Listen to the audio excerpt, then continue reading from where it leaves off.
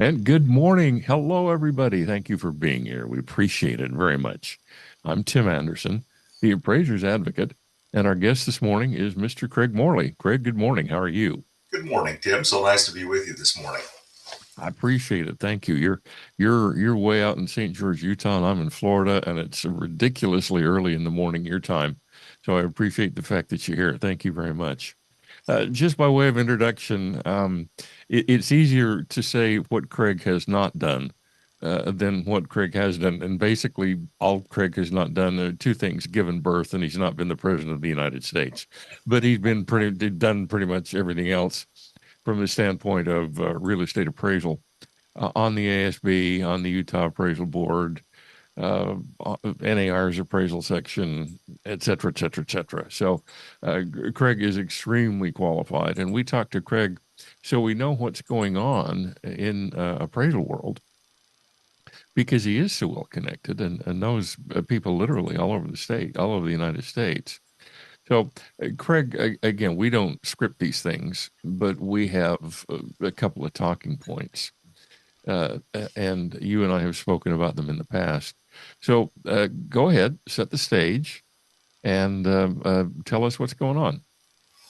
Well, at a high level, there is just an awful lot of things going on with the rollout of UAD 3.6. You've got the Appraisal Foundation is looking to do an advisory opinion on the use of technologies and AI. And as you look at the emerging technologies together with the Fannie Mae, the GSEs trying to modernize what's going on, it's making for an interesting landscape for the appraisers. And in our office, we do quite a few. We're a general purpose appraisal firm, so we do commercial and residential. And we've got 4 or 5 guys that just do residential properties. And we have not received one 3.6 appraisal yet.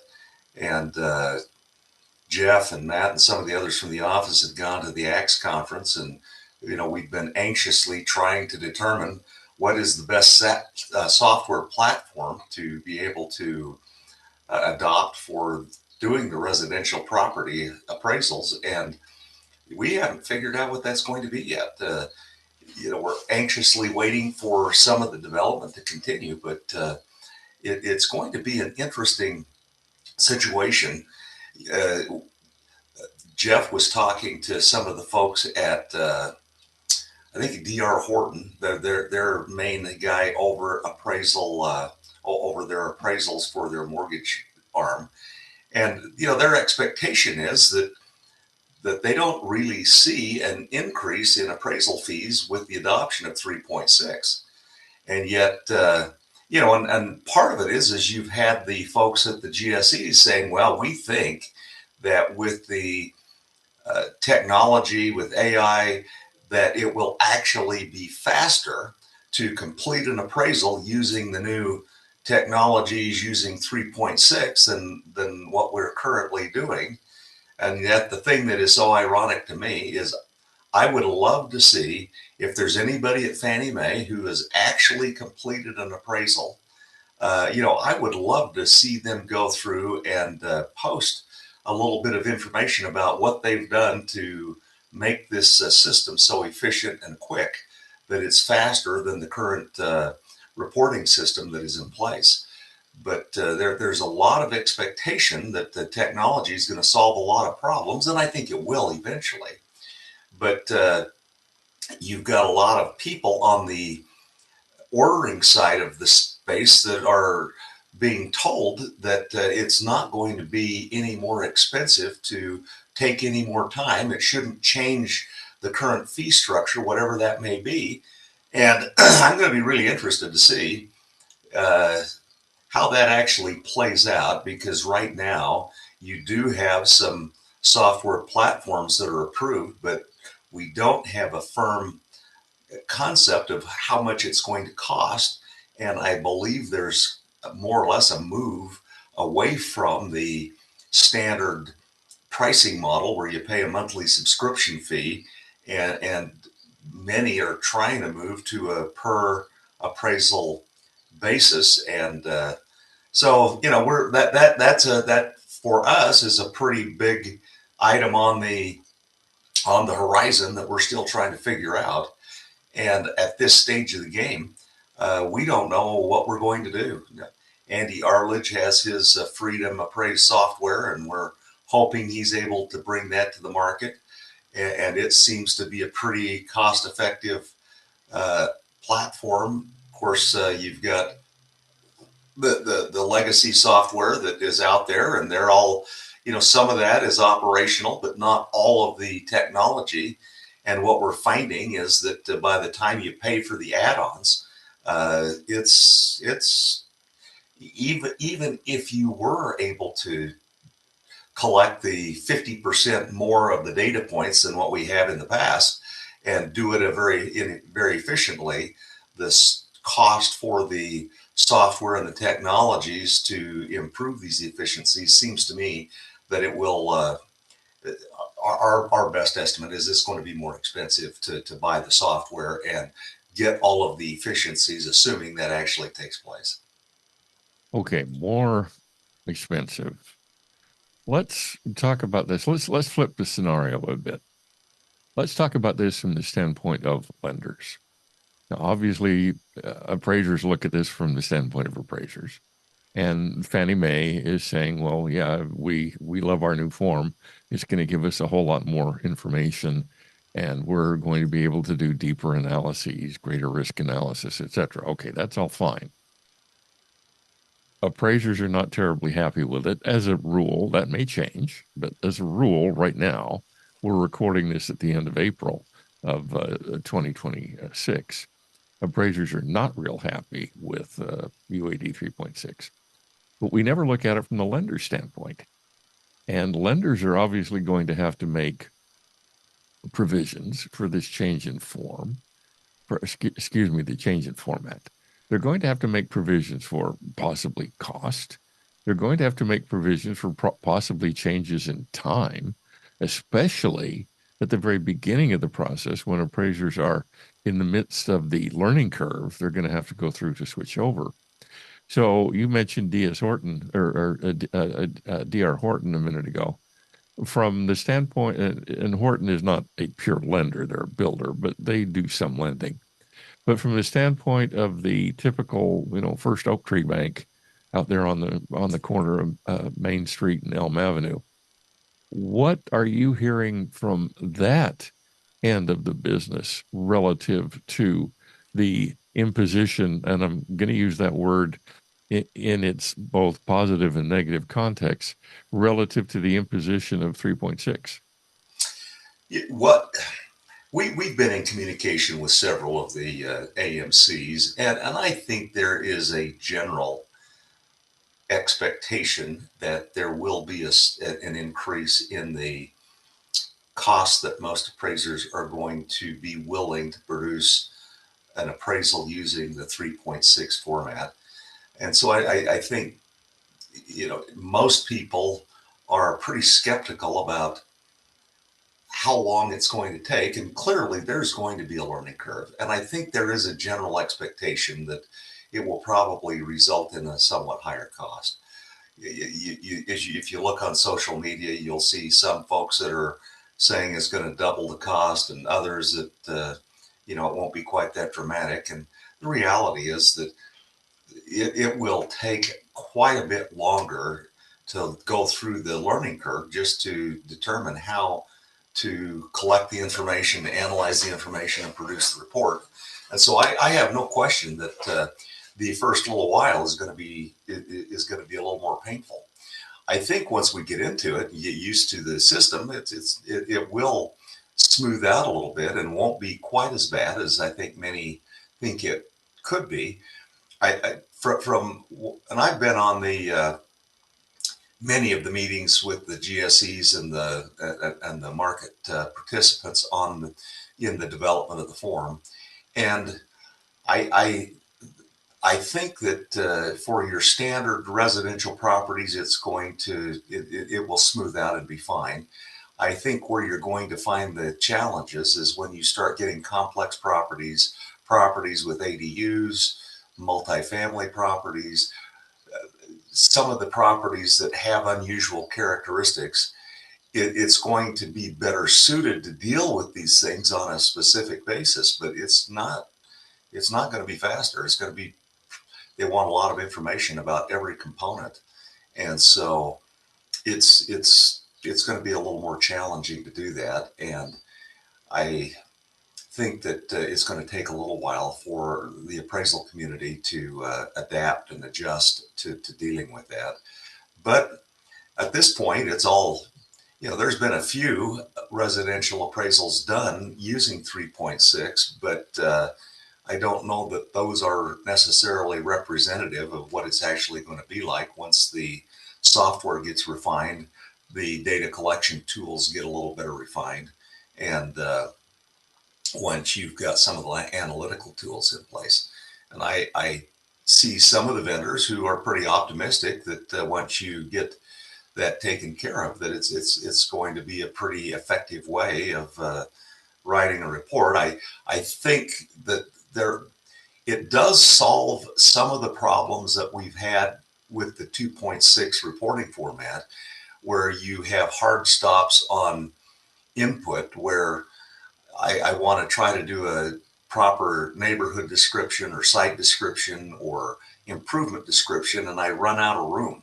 And so then I'm having to go and put that information in an addendum or some other place. As I look at a lot of the appraisals that are being done in 2.6, frequently appraisers on every input data field that requires a narrative text, it just says, see the addendum, see the addendum, see the addendum. And so you're bouncing all over the place trying to get the information about the property because it's not all reported in a cohesive, normal flow. And so I think the new reporting format is going to improve that significantly, but that's not to say it's going to take a while for people to get used to retooling the way they collect and report the information. Let's talk about collecting the information. There are numerous appraisers out there who have heard that 3.6 is going to require some rather expensive hardware in order to fully integrate the quote unquote benefits of 3.6. In other words, you're walking around with your tablet and it's taking pictures and it's measuring. And right there, you'll be able to say bedroom one or kitchen or whatever, or even some of the more sophisticated programs. For example, Bradford's Nighthawk is going to take a picture of the kitchen and it's going to say refrigerator, dishwasher, cabinet, and it probably even going to give the condition of those. This technology assumes that the appraiser is going to spend the money on the hardware. Now, there are a lot of appraisers out there who are saying, no, I'm not going to spend the money. I started out 30 years ago with a tape measure and a legal pad and a sharp pencil, and that's exactly what I'm going to keep doing. So the appraiser walks into the house, takes the digital pictures, possibly on the phone, goes back to the office, transcribes the notes into the report. Nothing wrong with that. The report will accept that format. But then the appraiser is not taking advantage of the technology that would really speed things along. Now, as I listen to the GSEs, I get the feeling that their quote unquote time saving promise assumes the appraiser is going to adopt and then adapt this technology. Whereas a lot of appraisers are saying they're either not going to do 3.6 or no, they're just going to keep up with their legal pad and their sharp pencils and their 300-foot fiberglass tape.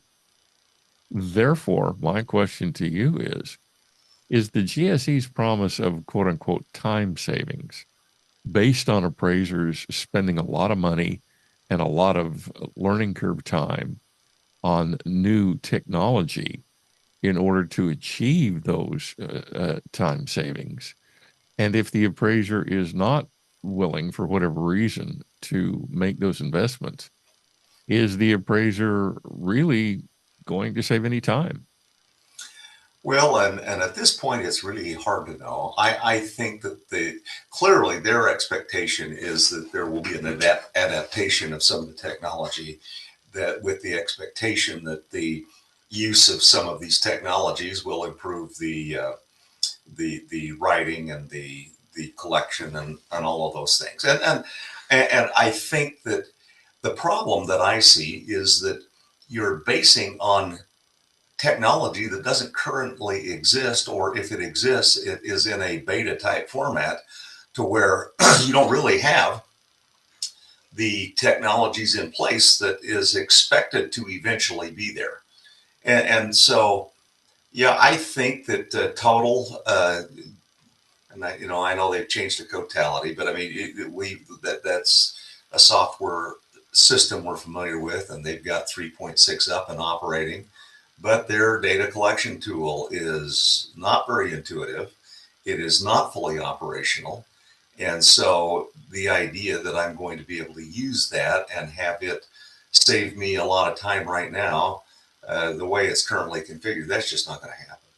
And I think the guy that's out with the tape measure and the digital camera and doing it with the clipboard, you could still do the appraisal, but because of the fluid nature of the information that you need, there's going to be data points you're not accustomed to collecting, that if you are not careful, you're going to be making multiple trips out to the property to get the photos and the other information, that if the technology develops the way that it's supposed to, will prompt you as you're going through. So the concept is that I'll have this mobile app, and I will begin collecting the information. And when I take a picture, and either it's using AI to analyze the picture, and it's going to, this looks like some deferred maintenance, you need to get some more information. It will prompt some of those things while you're at the property, so that it will eliminate, the multiple trip scenario. But at the same time, we haven't seen any of these systems that are working the way that they're supposed to be. And I think there's one or two that are getting close, but we're hearing some of the vendors looking at costs of something in the neighborhood of $40, $50, $60 per report to use the more advanced technology. And I think from a financial standpoint, you're going to see appraisers who've been used to paying whatever they're paying for their, a fixed fee amount is that's not going to be very attractive. And I think when you've got high volume producers, if you're producing 30 or 40 appraisals a month, and you're looking at $40 or $50 an appraisal, it's going to take a pretty significant chunk out of the appraiser's net. And if you can increase your fees and get the time savings to where it is good enough, maybe it's not too big of a problem. But at this stage of the game, it's all academic, because we don't really know for sure what it's going to look like. And I think there are going to be a lot of people that are going to not be excited to go through the learning curve to adapt the technology. I think, Tim, you and I have both been to some of these conferences where they'll have people raise their hand to see who's completely paperless and who is completely using mobile technologies. And it's generally significantly less than half of the group there. And you don't learn these things overnight. I mean, it takes a little while to figure out how to do it. And with a lot of the technologies based on LiDAR, especially for collecting and measuring, you are really kind of limited to your Apple iPad or iPhone. And bless Apple's black little hearts, they went and screwed up the camera systems with their latest version, so the best iPad they've got, which is their Pro, which has the LiDAR and can be a useful data collection tool. It doesn't have a wide angle lens on the camera. So you've either got to go buy a little apparatus that you clip on there so you can get a photograph that has a wide enough angle to get a meaningful photo, or you have to use a 3-year-old version that had the wide angle lens built into it. And it makes me wonder if Apple knows who their users are and why they use their tools or their technologies, but clearly they haven't considered the impact of appraisers. And we're such a small group, I don't know that we measure even on their radar, but there are some logistical issues with that. And so if I'm trying to use a Samsung product, Samsung used to have a LiDAR, but they don't anymore. And so, and you know, to buy a brand new iPad is $1,000 or more. And so, which, you know, as a tool, I mean, I've always believed that if you're going to be a professional, you've got to buy good equipment. Trying to limp along with crappy equipment just undermines your professional persona that you're trying to find. And I know that as we've used lasers and you come in with some of this stuff, many of the property owners seem impressed because you're using something that they're not accustomed to seeing, and it certainly gives the perception that you're acting in a professional way. But I think at the end of the day, we're going to it's going to take a little while for things to adapt and get to a point where you work through the bugs. And I think realistically, we're probably a year away from really working through to where you've got full integration, learning curves, softwares kind of work through their process. And as you'd mentioned earlier, the appraisers are trying to figure out how to go adopt 3.6. And you've got a lot of these classes out there telling you how to do it. And yet the reality is almost no one is actually doing it. And in large part, it's because the lenders aren't ready to adopt, for all of the software that we have to deal with. They have to be able to collect their data in the loan package and be able to transmit everything back. And what anecdotal information I have is that when we've had a few of these 3.6 reports completed, they have a hard time delivering the appraisal to Fannie Mae through their delivery portals. And so it's going to be interesting to see. I'm not sure that it's going to be the utopia that everyone's hoping for in terms of the solving a lot of the problems they'd like to solve. But I think it will, as a whole, be better than what we've got right now. Let's, Craig, follow up on your mention of AI, mine too, from a standpoint of ethics. Now, just so everybody knows, you were on the ASB when USPAP was changed to add the non-discrimination stuff to the ethics rule. So you're extremely familiar with the language of USPAP because you basically helped create it. Now, right now, USPAP barely refer. In fact, standards 1 and 2 don't refer to uh, any basic kind of technology. Some of the AOs do, and a couple of the FAQs do. And there is out a proposed, I think it's AO 41, which mentions technology deeply, but because that has not yet been adopted, we're not going to consider it. From a standpoint of ethics, from a standpoint of USPAP, there are a number of appraisers who are convinced that the use of AI in an appraisal is unethical. Now, they don't cite USPAP specifically, mostly because there's nothing in USPAP to cite. But from a standpoint of the boots on the ground appraiser, is this claim that AI is a violation of USPAP one that you think has a basis in reality? Or is it merely appraisers trying to hide behind basically what amounts to their own ignorance? I think to the extent that USPAP addresses this, you've got guidance that talks about the use of the proverbial black box and the realization that the appraiser needs to understand how to use the technologies that they are implementing into their analysis. And so there's a real fear, and I think some of the AO41 is coming from users of appraisal services with the fear that we're going to start seeing a lot more AI generated content, and the question is, well, does this represent the appraiser's opinions and conclusions, or is it the proverbial black box spitting stuff out? And the appraiser has no idea where this information come from, other than it was generated by an AI bot or something. And so I see, and frankly, it's a legitimate concern, because before AI was even really a thing, we've had appraisers who have gotten themselves into trouble because they're using the black box, meaning some kind of statistical analysis tool or something.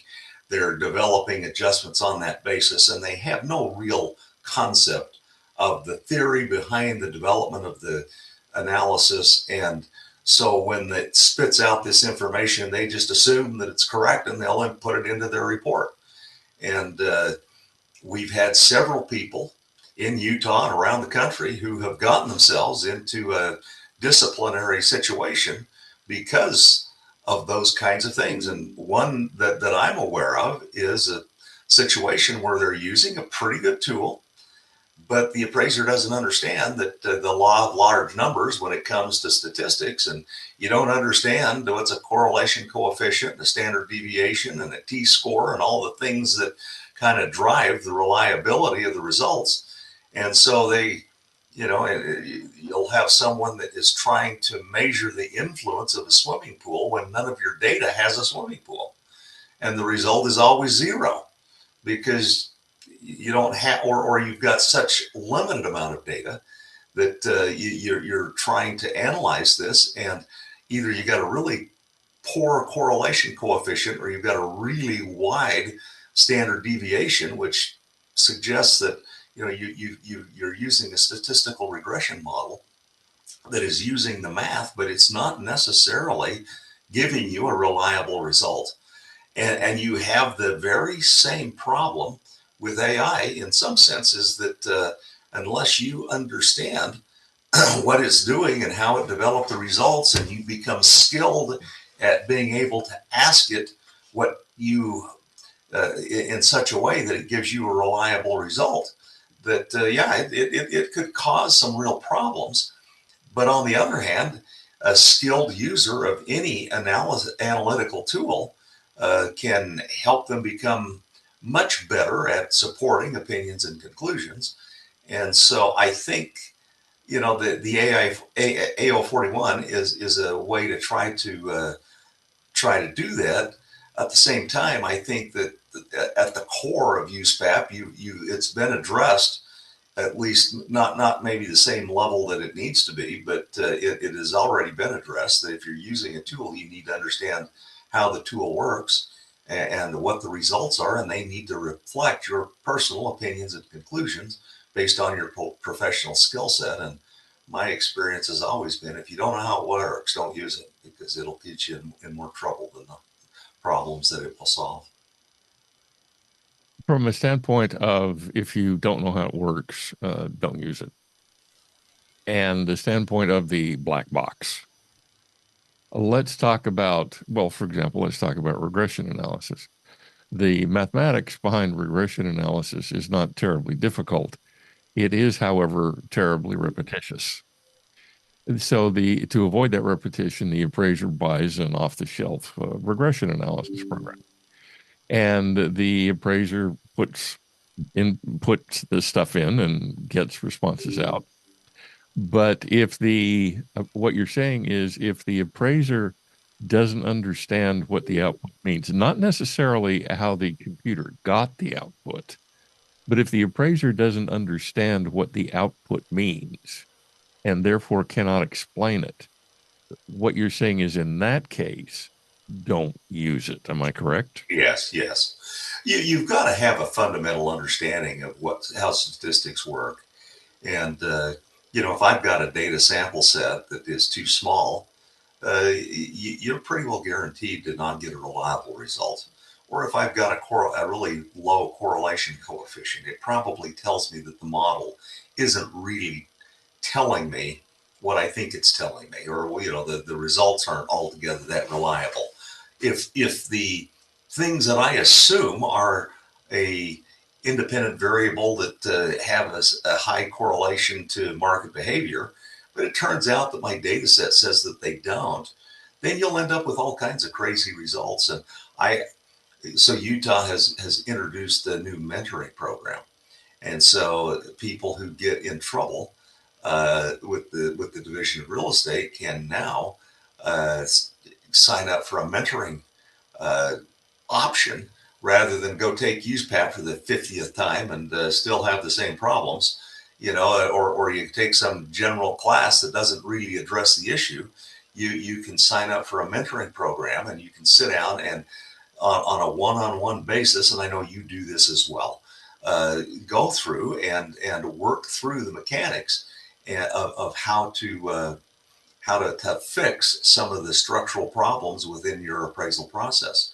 And I was working with someone, and we were looking. They had some pretty impressive charts and graphs using an off-the-shelf tool that's pretty good. It's one that I use as well.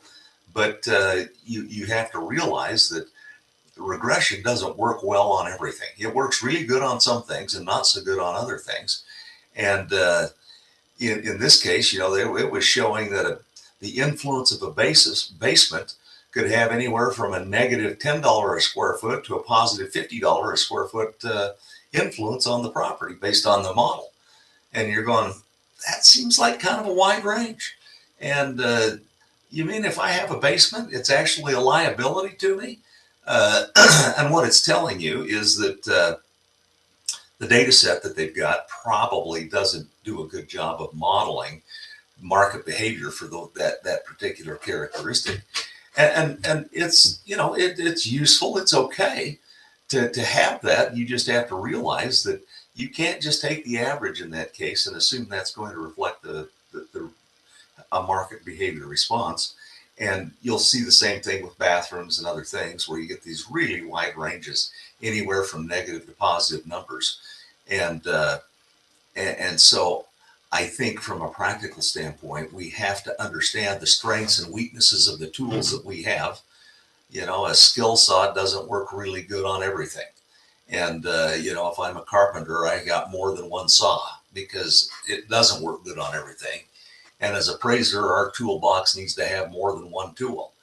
And I think that we need to be more adapt to knowing what tool works best to solve which problem, and then implement the use of those tools in trying to solve those problems. And I worry that sometimes we aren't, we're not as familiar with the tool set that we have and how to use them, and we're not as skilled at implementing them as we need to be in order to not get ourselves into some unsupportable conclusions or misleading conclusions.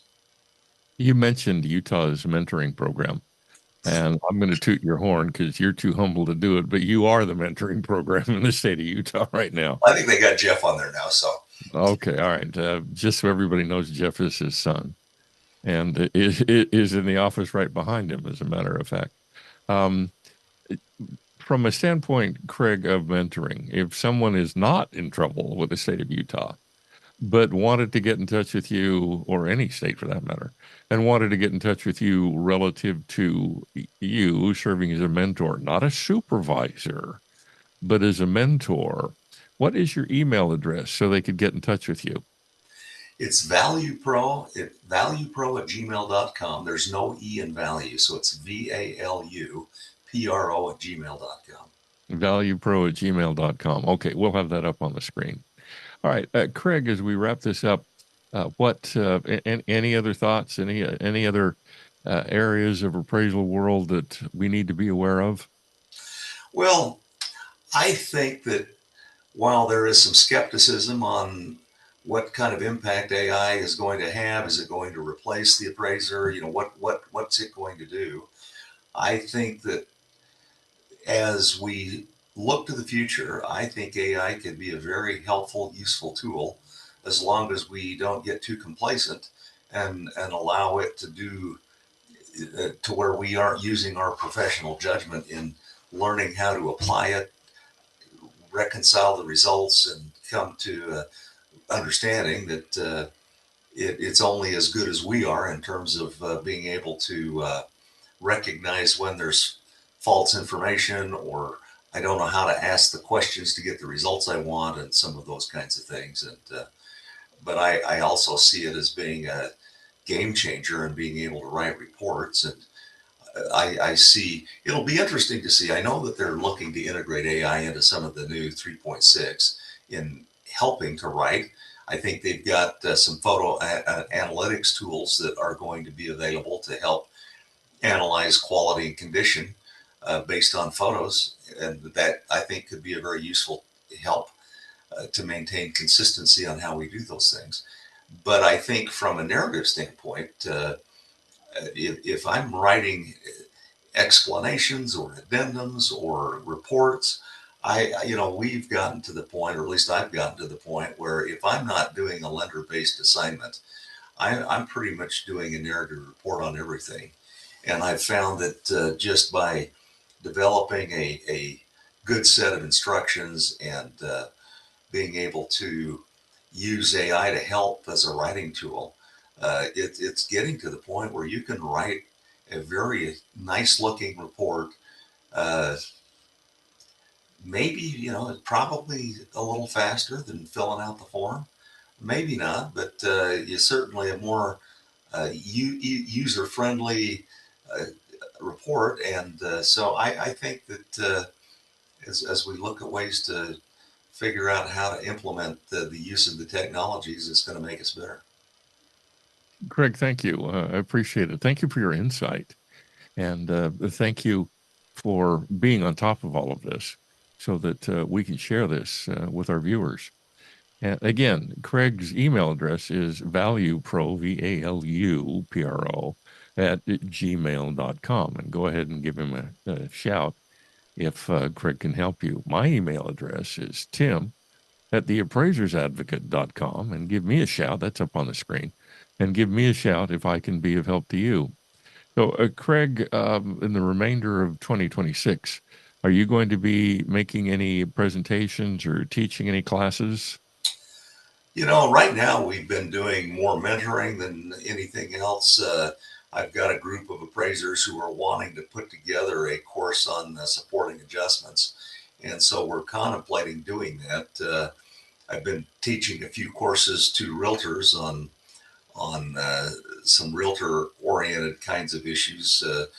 But I haven't been asked and haven't been presenting at the conferences for the last one or two go arounds. So at this stage of the game, I don't have anything major planned, but we are contemplating the idea of putting together some use of technical tools to support adjustments and find ways to do a better job of doing that. And if we get enough people, it makes sense to go do it. Okay, excellent, Craig. Thank you. Again, I appreciate it. Let me extend my personal best to you and all of your family. And thank you for being here today and answering these questions. I look forward to the next time we meet. I do as well. Thank you, Tim. And I understand that the next ACT conference is going to be in your neck of the woods. So we look forward to coming out and seeing you and your lovely wife, Debbie. Thank you. And uh, Craig's lovely wife is also Debbie. So uh, we just say, best to Debbie, and we know what it means. Yeah, the tropical paradise that is Orlando during the rainy season. Yeah, that's X 2027. Okay. Well, Craig, again, thank you. I appreciate it. And thanks everybody for watching. Tune in next time. We appreciate it. Thanks. Bye bye.